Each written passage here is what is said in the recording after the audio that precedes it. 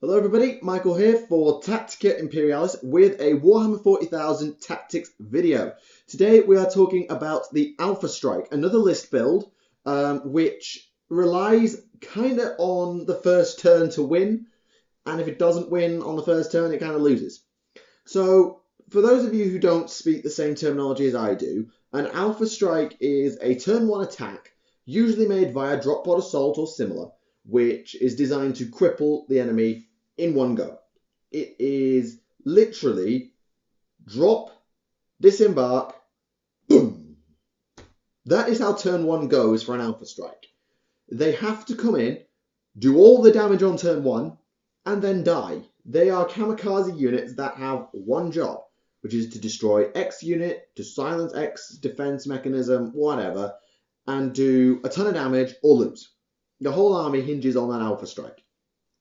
So the army's best known for Alpha Strikes are Space Wolves and Dark Angels. Space Wolves via drop pods, because Wolfguard can spam out a lot of melter guns or similar weapons, and Dark Angels because of Deathwing Terminators having the ability to arrive on turn 1. Grey Knights have a formation that allows them to do the same, but I am yet to see it in action.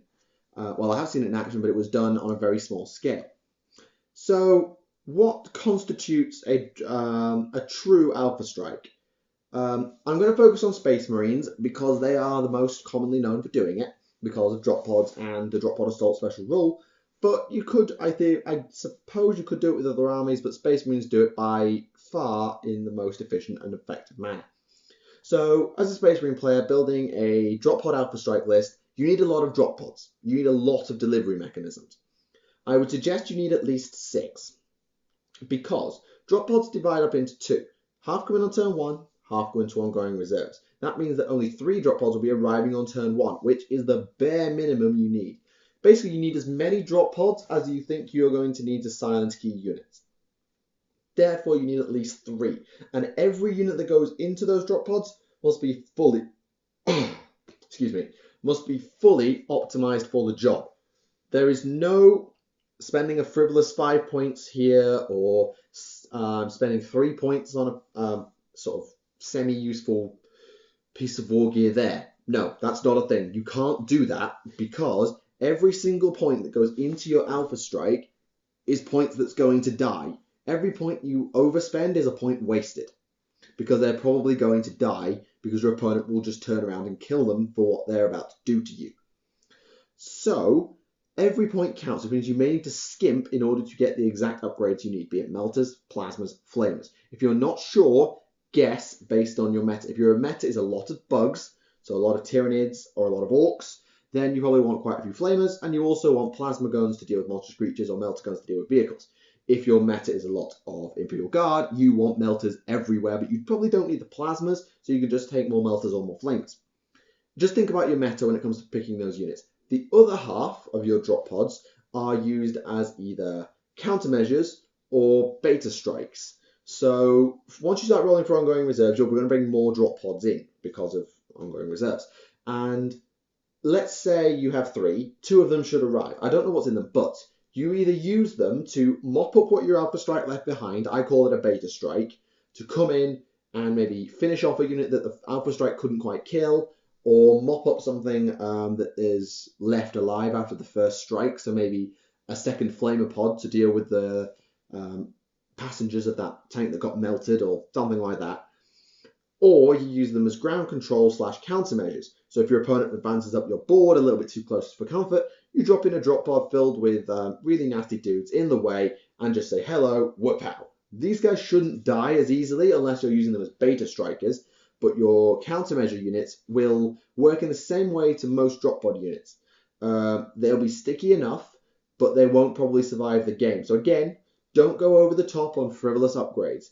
The only place to upgrade really is in special weapons or characters, adding in melter bombs, combi melters and the like, or by adding in HQs such as librarians. Librarians with what am I thinking of? I'm thinking of telekinesis. Might roll Vortex of Doom for absolute mayhem, or may roll up Gate to Infinity to allow them to teleport, or Sanctuary to give themselves invulnerable saves, or in the case of Deathwing and Grey Knights, to buff their invulnerable saves, which could be absolutely terrifying. So that's the main part of your list, is your Alpha Strike. You should be spending at least half your points on it, meaning that the rest of your army is going to be severely, severely outnumbered and outcosted, meaning that it needs to be able to deal with everything on a budget. So you've got to be able to live without the Alpha Strike. Assume when building that list that the Alpha Strike is going to fail. Everything will survive. So you'll need anti-tank, you'll need anti-air, you'll need anti-psyker. You'll just need a full army, but you're dealing with a much bigger one because your opponent outnumbers you. But you also need to be able to mop up anything that comes out if the Alpha Strike succeeds perfectly. So if that Land Raider carrying a bunch of troops gets popped, you'll want a pie plate to deal with those troops. If the flying monstrous creature that took off is grounded due to the unit that arrives, or has a lot of wounds taken off it by the Alpha Strike before it can take off, you need to be able to finish it off with other units. If an opponent's Psyker wants to drop up, I'm thinking there's probably something that acts as a good deep strike deterrent. You need to be able to nullify that, and having another Psyker in your army is a good way to do that, because you'll generate more dice for Deny the Witch. So that's how you go about building. When it comes to playing the game, it's quite simple. The unit that you've allocated as your Alpha Strike, smash in, and they have one job. Deal with the unit you've allocated them pre-game. Be it that Land Raider, that character, that anti-air gun. Whatever it is, they have to kill it. That's it. That's their job, is to kill that unit and nothing else, because they won't probably get another turn. If you can give yourself rerolls, again, this is why having a Psyker around is useful. You can drop divination rerolls, perhaps who's in there, can be really, really useful, because there is nothing worse than rolling up with all those melters against a tank and then rolling a bunch of ones to hit. Having prescience on mitigates that. So turn one is quite simple. You pick your target, you drop in as near to it as possible. You shouldn't scatter very far because of the inertial guidance system, meaning if you crash into something, you can just scatter back. Doesn't help you if you go off the board, though. Bear that in mind. Psychic phase, just do what you have to do. And shooting phase, wreck. You have to. That's your job. Mop up what's left in later turns, but make sure those key units die immediately. If they don't, you're in trouble. Because on your opponent's turn 1, or opponent's turn 2, depending on who went first, they will just be able to turn all their short-range guns, flamer templates, all those sorts of things on your Alpha Strike and wipe it out. Or at the very least, render it pretty much impotent. Take out the key elements of it and just completely screw you up. And you can't afford to let that happen if the Alpha Strike hasn't done its job. So there's nothing worse than dropping in your Melter's Whiff, Land Raider Redeemer turns around, Flamestorm Cannons, thank you very much. Big Strength 6 AB 3 Flamer, your Alpha Strike is dead, have a nice day. Not good, and we can't, that is an unfortunate fact of playing Alpha Strike though. If it whiffs and you lose. Then you have your reserves. You can come and play ground control / countermeasure, or come in as a beta strike as a last chance to mop up, because if they don't kill those units by the end of turn 2, those units will survive far too long. You'll be at a numerical and financial costing wise disadvantage, and you'll lose the game. So by the end of turn 3, the game is pretty much decided, although if you're efficient with the rest of your army, you might be able to sneak some objective points, camp on some objectives, whatever. You might get lucky. Purge the Aliens sucks for Alpha Strike because all their units just die immediately. But by the end of turn 3, the game is over. Pretty much. You should know if you've won or not. Whether your Alpha Strike worked or not will determine whether you won. So that's if you're playing Alpha Strike. What if you're playing against it? Because how do you play against a list that you know is going to come in on turn 1 and blow half your army away, or blow all your key new units up? How do you deal with that? Well, they're coming in via deep strike, and the reason that matters is because if you don't give them anywhere to land, they can't land, or at least they can't land where they want to. So when you're setting up, particularly if you're setting up second, or even if you're setting up first, like you've seen your opponent's list, you've seen the models that he's running, you see a lot of drop pods, you can prepare for it. So Land Raiders, anti-air, characters, whatever, surround them with stuff that you don't mind losing so much, because a Melter Squad ain't gonna do jack to a 50-man blob squad that's in front of your Lehman Russ. And it might be now out of range of the Lehman Russ, because Melter Guns have a ridiculously short range if you're clever. This forces the drop pods to be out of position and can be dealt with at your leisure, rather than being exactly where you don't want them to be. bear in mind you can't leave any gaps. Because of inertial guidance, if they scatter onto your units, they'll just reduce the scatter until they land. Meaning that you have to make sure there is no gap big enough for a drop pod anywhere around your key units. It means you'll need to make rings of defenses possibly, or just to use some really nifty coherency gimmicks. If you're playing a very small army like Marines or similar like Eldar, you may have a problem doing this, or at the very least, you may have a problem protecting everything whilst flooding your deployment zone because they're very small elite armies. As a result, use the terrain to your advantage. Don't set up in it, set up around it, because landing in it is something drop pods don't like doing.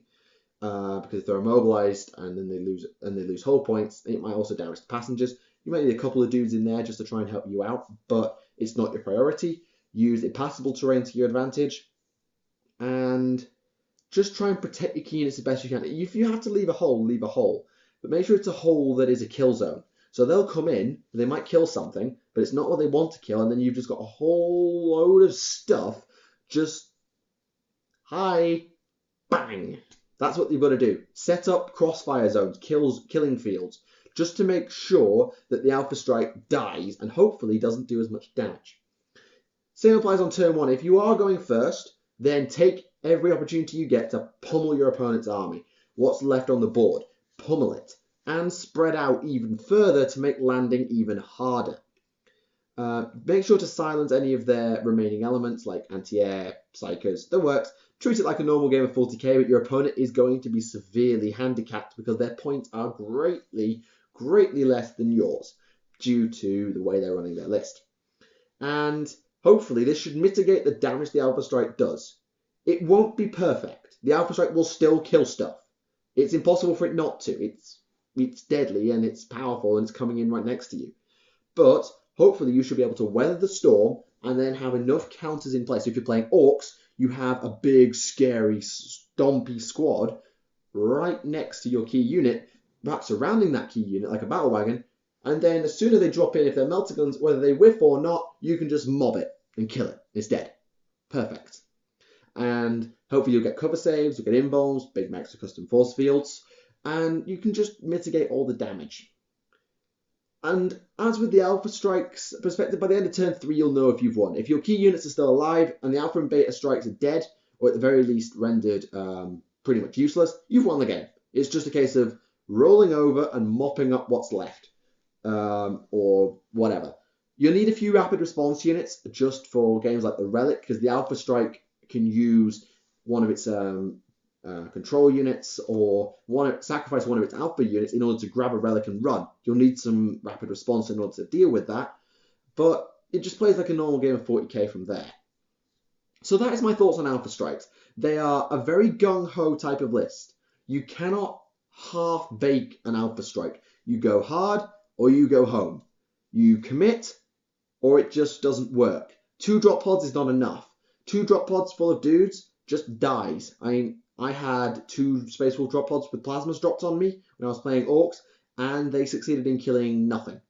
Well, they killed most of 2 squads, but those squads were left alive to pick up objectives, finish them off after some shooting. It was just not efficient, and the dreadnoughts that came in after were just not strong enough to deal with what I had and what James was running alongside me. So you've got to commit. If you don't commit, it won't work. But you need to have enough on the board to survive if the Alpha Strike doesn't go to plan, because it might not. This is a game of random dice after all. So that is the end of today's video on Alpha Strikes. I hope you found it useful, and if you have any thoughts on using or tackling Alpha Strike, I would love to hear from you in the comment section below. Make sure to subscribe if you are new, like and share the video. Any publicity is always greatly appreciated. Thank you very much for watching. My name is Michael for Tactica Imperialis, and I will see you all again.